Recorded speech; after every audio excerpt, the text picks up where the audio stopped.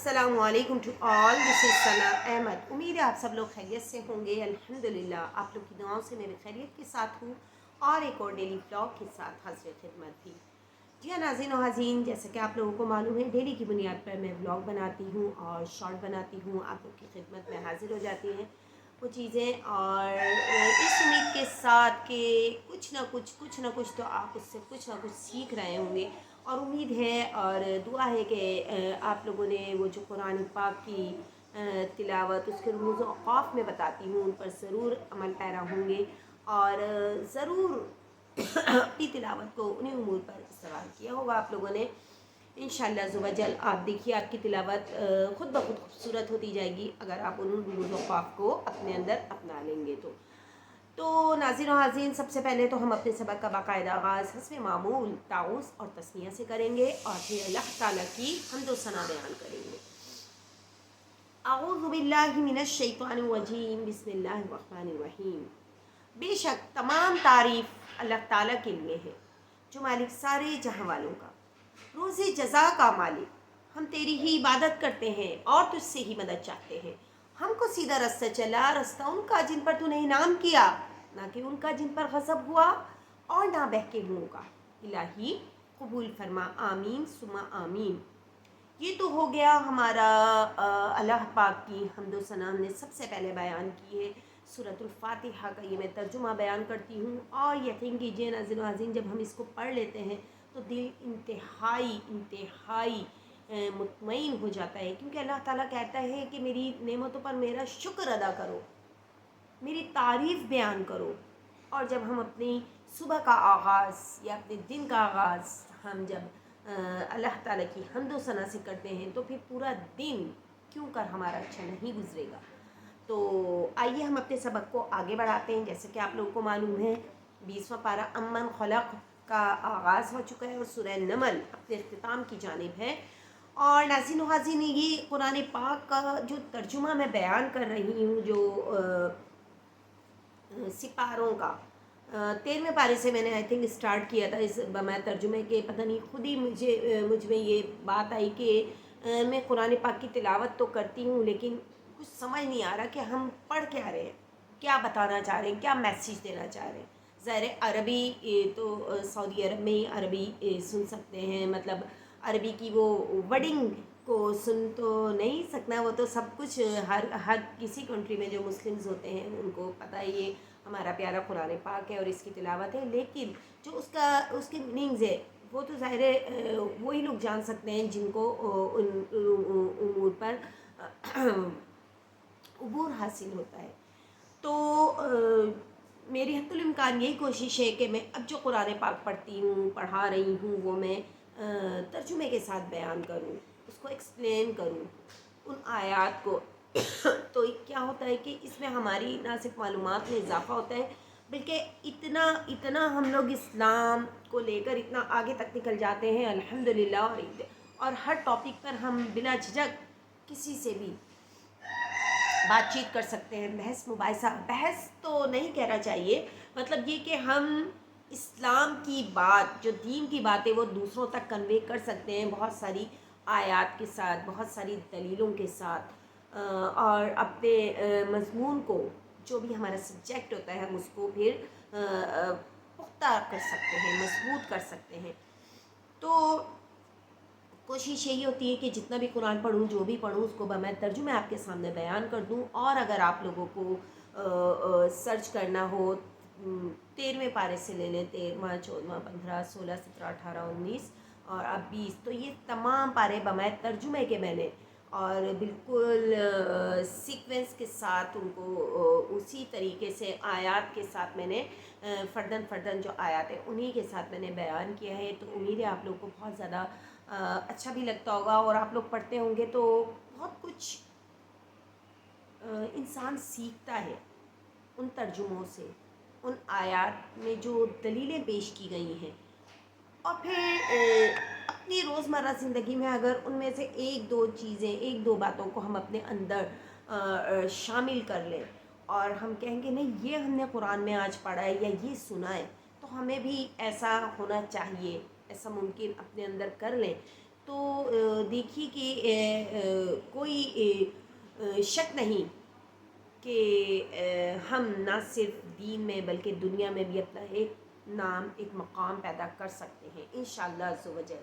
تو آئیے ناظرین و غازین، ہم اپنے سبق کو آگے بڑھاتے ہیں۔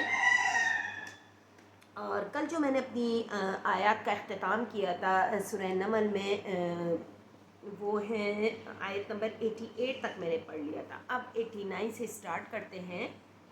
من جاء بالحسنة فله خير منها وهم من فزع يومئذ آمنون۔ جو شخص نیکی لے کر آئے گا تو اس کے لیے اس سے بہتر بدلہ تیار ہے، اور ایسے لوگ اس روز گھبراہٹ سے بے خوف ہوں گے۔ کس روز؟ یوم حشر والے دن۔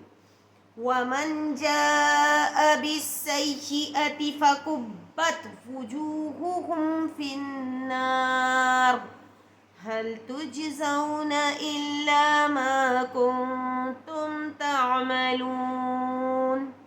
اور جو برائی لے کر آئے گا تو ایسے لوگ اوندھے منہ دوزخ میں ڈال دیے جائیں گے۔ تم کو تو انہی اعمال کا بدلہ ملے گا جو تم کرتے رہے ہو۔ انما امرت ان اعبد رب هذه البلدة الذي حرمها وله كل شيء وامرت ان اكون من المسلمين۔ کہہ دو مجھ کو یہی ارشاد ہوا ہے کہ اس شہر مکہ کے مالک کی عبادت کروں جس نے اس کو محترم اور مقام ادب بنایا ہے، اور سب چیز اسی کی ہے، اور یہ بھی حکم ہوا ہے کہ اس کا حکم بردار رہوں۔ وَأَنْ أَتْلُوَ الْقُرْآنَ فَمَنِ اهْتَدَى فَإِنَّمَا يَهْتَدِي لِنَفْسِهِ وَمَنْ ضَلَّ فَقُلْ إِنَّمَا أَنَا مِنَ الْمُنذِرِينَ۔ اور یہ بھی کہ قرآن پڑھا کروں، تو جو شخص راہ راست اختیار کرتا ہے تو اپنے ہی فائدے کے لیے اختیار کرتا ہے، اور جو گمراہ رہتا ہے تو کہہ دو میں تو صرف نصیحت کرنے والا ہوں۔ سبحان اللہ۔ وَقُلِ الْحَمْدُ لِلَّهِ سَيُرِيكُمْ، یہاں تھوڑی سی مجھ سے مسٹیک ہو گئی ہے۔ وَقُلِ الْحَمْدُ لِلَّهِ سَيُرِيكُمْ آيَاتِهِ فَتَعْرِفُونَهَا وَمَا رَبُّكَ بِغَافِلٍ عَمَّا تَعْمَلُونَ۔ اور کہو کہ اللہ کا شکر ہے، وہ تم کو عنقریب اپنی نشانیاں دکھائے گا تو تم ان کو پہچان لو گے، اور جو کام تم کرتے ہو تمہارا پروردگار ان سے بے خبر نہیں ہے۔ بے شک۔ جی ہاں ناظرین و حاضرین، یہاں الحمدللہ ہماری سورہ نمل اپنے اختتام کو پہنچی۔ اب جو نئی صورت کا آغاز ہم کریں گے وہ سورۃ القصص مکیہ، مکے میں نازل ہوئی۔ اس میں 88 آیتیں اور 9 رکوع ہیں۔ بسم اللہ الرحمن الرحیم۔ طاسیم میم۔ جی یہ حروف مقطعات کا ایک خوبصورت حرف ہے، ایک خوبصورت کلمہ ہے، اور بہت سے لوگوں کو اس کی ادائیگی نہیں آتی۔ طاسین میم پڑھ لیتے ہیں، حالانکہ سین میم، سین کا جو نون ہے وہ نہیں پڑھنا، سیم کو میم سے ملانا ہے، سین طاسین میم۔ تلک آیات الکتاب المبین نتلو علیک من نبأ موسیٰ وفرعون بالحق لقوم یؤمنون۔ ترجمہ: طاسیم میم۔ اس کے میننگز ہمیں کسی کو نہیں معلوم. قرآن پاک میں بھی دیکھیں معنی کی جگہ اس کے ڈیش ڈلا ہوا ہوتا ہے، کیونکہ اس کے معنی جو ہیں اللہ پاک نے آسمان پر اٹھا لیے ہیں. یہ کل 15 حروف مقطعات ہیں جن کے میننگز ہمیں کسی کو نہیں معلوم سوائے اللہ تعالیٰ کے. اور اللہ تعالیٰ روز حشر، قیامت والے دن حشر کے میدان میں اس کے معنی ہمیں بتائیں گے. اور ناظرین و حاضرین، یہ جو حروف ہے نا، حروف مقطعات، اس کو پڑھنے کا تو ثواب ہے ہی بہت زیادہ ہے، لیکن خالی جن حضرات کو پڑھنا نہیں آتا وہ اگر اس کی طرف نظر اٹھا کر دیکھ لے، نظروں کے ذریعے اپنے دماغ میں نظر ڈال لیں اس پر، ان حروف پر، تو ان کو بھی بہت زیادہ اجر و ثواب ہے. تو اس سے اس کی قدر و منزلت کا ہم اندازہ لگا سکتے ہیں. اور جو پڑھ لے بمائے تجوید کے، مخارج کے اور اس کے رموز و قاف کے، تو کیا ہی اس کو ثواب حاصل ہوگا. تو کوشش کیا کریں قرآن پاک کو خوبصورت آواز میں تلاوت کریں. اور اب اس کا ترجمہ ہے، یہ کتاب روشن کی آیتیں ہیں. اے محمد صلی اللہ علیہ وآلہ وسلم، ہم تمہیں موسیٰ اور فرعون کے کچھ حالات مومن لوگوں کے سنانے کے لیے صحیح سناتے ہیں. یہ اللہ تعالیٰ حضور پاک صلی اللہ علیہ وآلہ وسلم سے مخاطب ہیں. ان فرعون علا فی الارض وجعل اہلها شیعا یستضعف طائفة منهم یذبح ابناءهم وَيَسْتَحْيِي نِسَاءَهُمْ إِنَّهُ كَانَ مِنَ الْمُفْسِدِينَ. کہ فرعون نے ملک میں سر اٹھا رکھا تھا، ظلم و ستم ڈھا رکھا تھا، اور وہاں کے باشندوں کو گروہ گروہ بنا کر رکھا تھا. ان میں سے ایک گروہ کو یہاں تک کمزور کر دیا تھا کہ ان کے بیٹوں کو ذبح کر ڈالتا اور ان کی لڑکیوں کو زندہ رہنے دیتا. بے شک وہ مفسدوں میں سے تھا. جی ہاں، فرعون نے ہٹ دھرمی پھیلا رکھی تھی. اور کس طریقے سے اس نے ایک وقت آیا جب اس کو پتہ چلا کہ اس کی سلطنت پر قبضہ ہونے والا ہے اور ایک اللہ کا نبی آنے والا ہے، تو اس نے کیا کیا، اس نے بولا کہ اس سال جو بھی بچے لڑکے پیدا ہوں گے ان سب کو ذبح کر ڈالو. اللہ اکبر! اتنا ظلم و ستم، اور لڑکیوں کو وہ زندہ رہنے دیتا تھا. اب آگے دیکھیے کہ کس طریقے سے قدرت نے پلٹا کھایا اور کس طریقے سے قدرت نے اس کے ساتھ انتقام لیا. اور پھر آگے کیا ہوتا ہے، یہ بہت دفعہ واقعہ میں بتا چکی ہوں کیونکہ یہ بار بار قرآن پاک میں ریپیٹ ہوا ہے. وَنُرِيدُ أَن نَّمُنَّ عَلَى الَّذِينَ اسْتُضْعِفُوا فِي الْأَرْضِ وَنَجْعَلَهُمْ أَئِمَّةً وَنَجْعَلَهُمُ الْوَارِثِينَ. اور ہم چاہتے تھے کہ جو لوگ ملک میں کمزور کر دیے گئے ہیں ان پر احسان کریں اور ان کو پیشوا بنائیں اور انہیں ملک کا وارث کریں. وَنُمَكِّنَ لَهُمْ فِي الْأَرْضِ وَنُرِيَ فِرْعَوْنَ وَهَامَانَ وَجُنُودَهُمَا مِنْهُمْ مَا كَانُوا يَحْذَرُونَ. اور ملک میں ان کو قدرت دے، اور فرعون اور حامان اور ان کے لشکر کو وہ چیزیں دکھا دیں جس سے وہ ڈرتے تھے.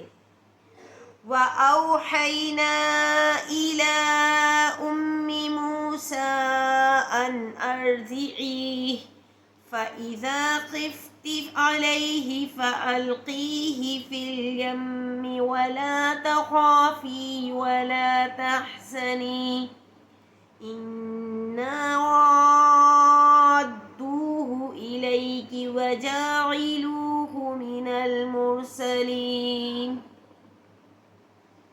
اور ہم نے موسیٰ کی ماں کی طرف وحی بھیجی کہ اس کو دودھ پلاؤ. جب تم کو اس کے بارے میں کچھ خوف پیدا ہو تو اسے دریا میں ڈال دینا، اور نہ تو خوف کرنا اور نہ رنج کرنا. ہم اس کو تمہارے پاس واپس پہنچا دیں گے اور پھر اسے پیغمبر بنا دیں گے. سبحان اللہ. فالتقطه آل فرعون ليكون لهم عدوا وحسنا إن فرعون وهامان وجنودهما كانوا خاطئين. تو فرعون کے لوگوں نے اس کو اٹھا لیا، اس لیے کہ نتیجہ یہ ہونا تھا کہ وہ ان کا دشمن اور ان کے لیے موجب غم ہو. بے شک فرعون اور حامان اور ان کے لشکر چوک گئے. وقالت امرأة فرعون قرة عين لي ولك لا تقتلوه عسى أن ينفعنا أو نتخذه ولدا وهم لا يشعرون.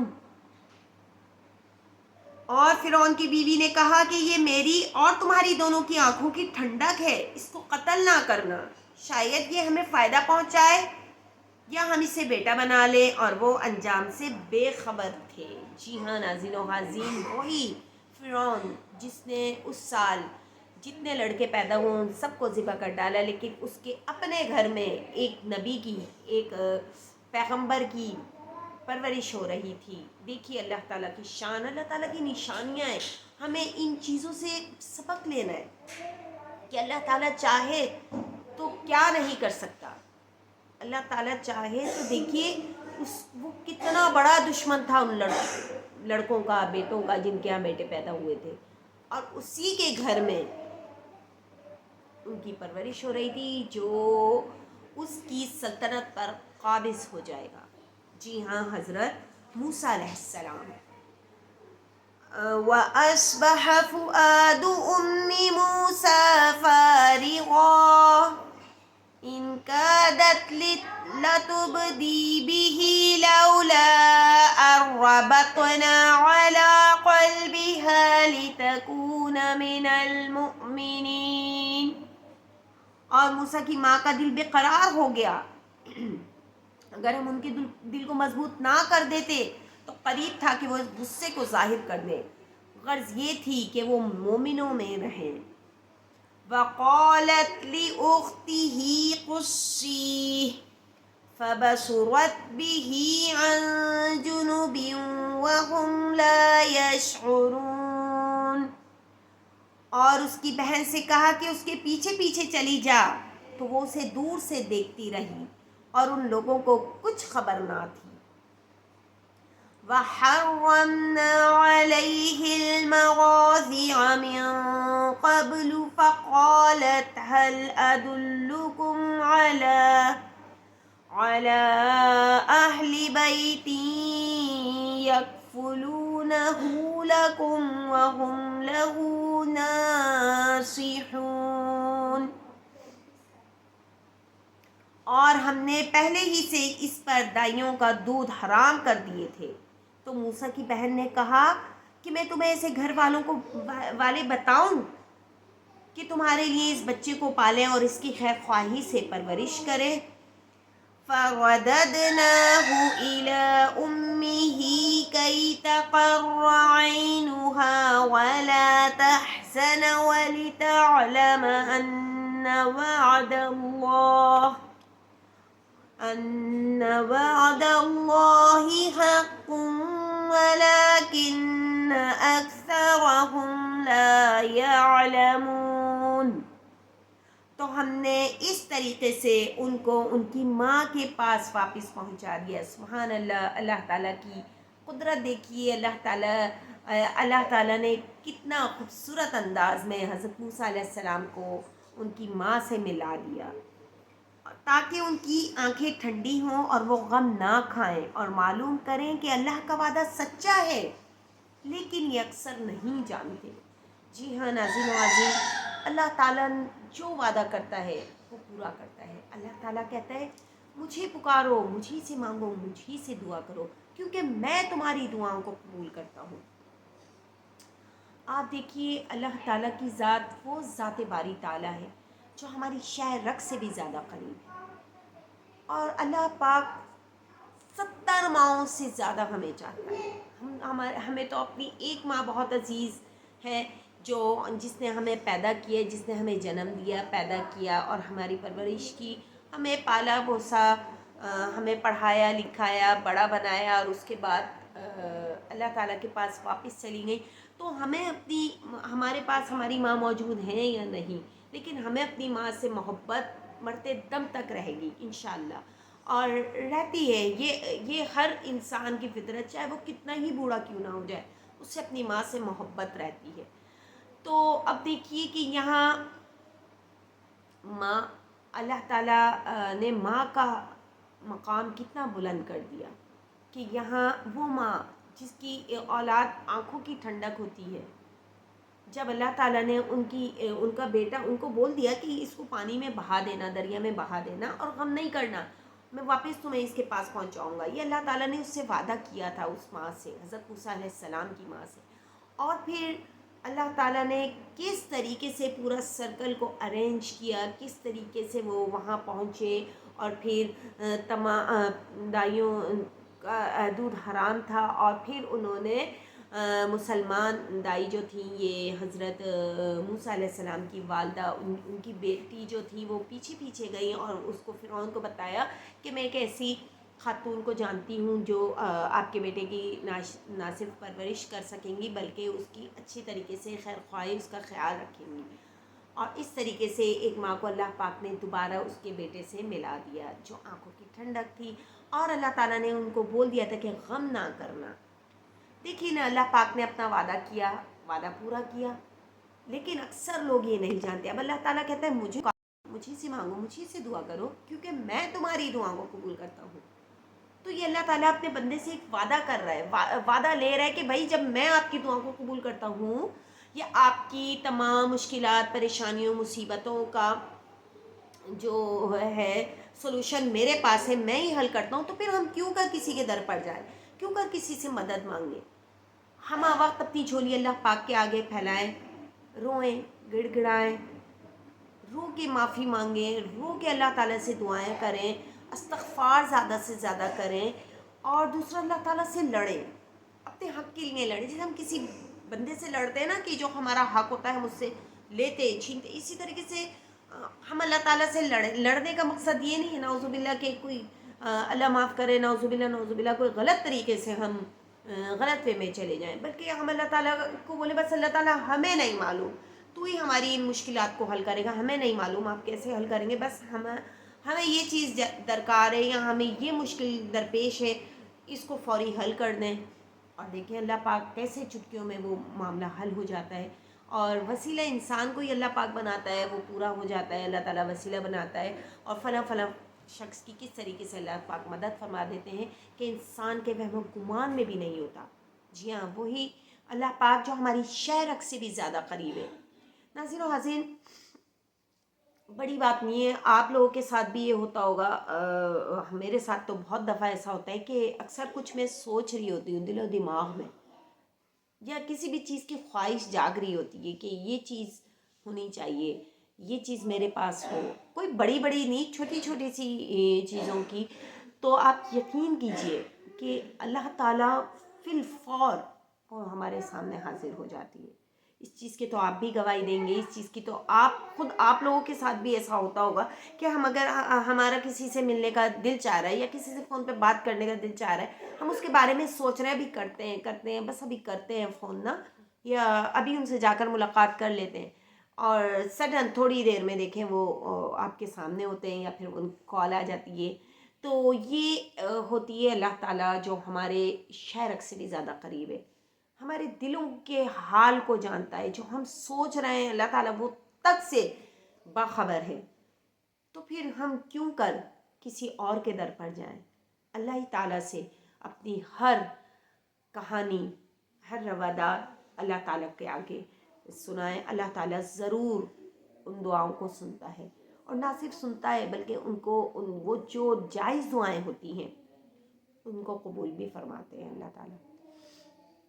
میرا تو پختہ ایمان ہے، عقیدہ ہے اس بات پر کہ آپ سچے دل سے اگر اللہ تعالیٰ سے مانگیں گے تو اللہ تعالیٰ آپ کو ضرور عطا فرمائے گا. اور وہ طریقے جو اللہ تعالیٰ نے مختص کر دیے ہیں، وہ طریقے جو اللہ تعالیٰ نے بتا دیے ہیں، ہمیں انہی طریقوں پر عمل کر کے اپنی بات منوانی ہوتی ہے اللہ تعالیٰ سے، اور الحمدللہ اللہ تعالیٰ ہماری باتوں کو نہ صرف سنتے ہیں بلکہ وہ تمام کام کو پایہ تکمیل تک پہنچا بھی دیتے ہیں۔